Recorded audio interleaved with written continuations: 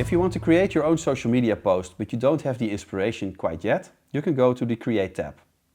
In there you can find the Ambrosa AI Studio.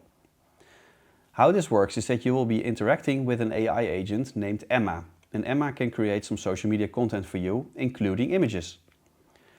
One way to operate Emma is to by just start typing with her. You can type a message and she'll respond to you asking what you really want and then create a social media post for you. But if you don't know how to do that, you can also use one of the 6 buttons here to get some inspiration. For instance, if I want to create a post about a birthday for my colleague, I can just hit the birthday button and you can see how the first message will be automatically populated. And now Emma starts to have a conversation with me to get to a social media post. So I can, for instance, say, this is for my colleague named Bob.